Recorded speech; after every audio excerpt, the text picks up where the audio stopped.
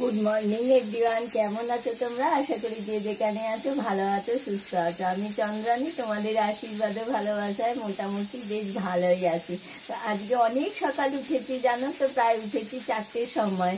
4:05 হবে, উঠে পড়েছি। কেন আজকেও একটু, এখন তো পুজো, তোমাদের আর কি বলবো বলো, ভীষণ চাপ। তো সংসারটাও তো সব দিক সামলাতে হবে, তাই না? তো সেই জন্যই 4টের সময় উঠে পড়েছি। কেন, কাজগুলো তো সারতে হবে। সবার আগে হলো ঠাকুরের কাজ আর রান্নার কাজ, এই দুটো তো প্রত্যেক দিনের কাজ আছেই। তারপরে সব যা বাইরের বাদ বাকি কাজ। তো চলো আমার সাথে থাকো, তোমরা দেখতে থাকো যে আমি এই পুজোর মরশুমে এখন কি করে আমার পুজোটা এগিয়ে নিয়ে যাব। আজকে আমি পুজোর জন্য কি কি প্রস্তুতি নেব, আমার সাথে থাকো আর দেখতে থাকো। দেখো আমি এখানে ভিজিয়ে দিয়েছি, চালটা ভিজিয়ে দিয়েছি। আর এইখানে দাদা না এত বড় বড় পটল এনেছে, তো সেগুলো দিয়ে আজকে একটা ইন্টারেস্টিং রেসিপি বানাবো। মাত্র 4 পিসই করেছি। কেন, এত বড় বড় পটল তো। আর এদিকে কেটে নিয়েছি শসা। আর এখানে দেখো ভিজিয়ে রেখেছি বাদাম আর সয়াবিন। আর এখানে আমি বসিয়ে দিয়েছি আলু সিদ্ধ, কচু, পেঁপে সব সিদ্ধ বসিয়েছি। আর এইখানে তরকারির জন্য মশলাটা জাস্ট বার করে রেখেছি। আর এখানে দেখো, বলে না ভাদ্র মাসে তেল কালি ধুয়ে ফেলতে হয়, তো কৌটোগুলো দেখো মশলাদানিটা সব পুরো ধুয়ে ফেলেছিলাম। এখন আমি টুকটুক করে একটু একটু মশলা ভরে এটার মধ্যে রাখবো।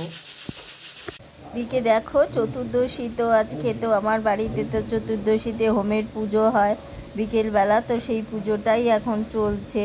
তো যেহেতু আমাদের পুজো আছে আর কি সামনে, তো সেই জন্য ছোট করেই করলাম। আর এদিকে দেখো আমি তারপরে বসে পড়েছিলাম কিছু নারকোল নিয়ে। আমি যদিও বেশিটা করতে পারবো না, আমি একটা দুটো ছাড়িয়ে একটু কুড়িয়ে নিলাম। তারপরে আছে মাসি টাসি যে আছে পারবে, কিছুটা আমার সহযোগিতা করবে। আর এইদিকে দেখো আমাদের পুজোর ঘরে প্রস্তুতি শুরু হয়ে গেছে। মায়ের পেছনে প্যান্ডেল তৈরির কাজ শুরু হয়ে গেছে। যেহেতু আমাদের পুজোটা একেবারে পুরো, জানো তো, একেবারে ঘরোয়া পুজো, তোমরা ফলো করলে বুঝতে পারবে। কিন্তু এই পুজোটার মধ্যে না অনেক প্রাণ আছে। তো তোমরা আমার সাথে থেকো, আমি তোমাদের রিকোয়েস্ট করছি তোমরা আমার ব্লগগুলো একটু ফলো করতে থেকো। আশা করি তোমাদের ভালো লাগবে। দেখো পেছনের কাপড়টা টানানো হয়ে গেছে। আর এখানে এবার চাদরটা টানাতে হবে।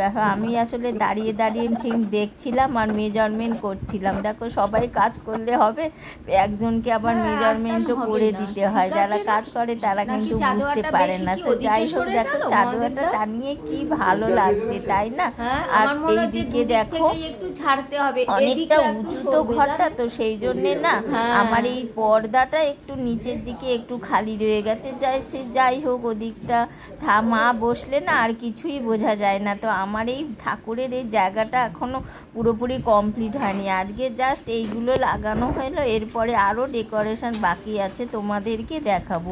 আর এই দিকে দেখো এখন চলে এসেছে বাইরে, এই জায়গাটাতে একটা তিরপল খাটানো হচ্ছে। কেন বলো তো, ঠাকুরের যে সমস্ত বড় বড় বাসন না সব ওখানে মাজা ঘষা করা হয়। আর এই জিনিসটা দেখে বুঝতে পারছো নিশ্চয়ই, তোমরা আগের দিন দেখিয়েছিলাম, এইটা কিন্তু আমি নিজে হাতে তৈরি করেছি। দেখো শোলা কেটে তার উপরে ফুল দিয়ে, আর সেটাকেই আবার মহাদেবদানা ঠিকঠাক করে আবার ওই দরজার মাথায় লাগিয়ে দিল। আর তারপরে দেখো এখানে চলছে লাইটিংয়ের কাজ। আজকে যেহেতু মোটামুটি রোববার ছুটির দিন, তো সেই জন্যে যতটা পারছে ততটা কাজ আমার এগিয়ে দিচ্ছে। এই দাদাই কিন্তু প্রত্যেকবার আমাদেরকে সহযোগিতা করে। আর এইদিকে দেখো বললাম না, মাসি বসে পড়েছে নারকোল কোড়াতে।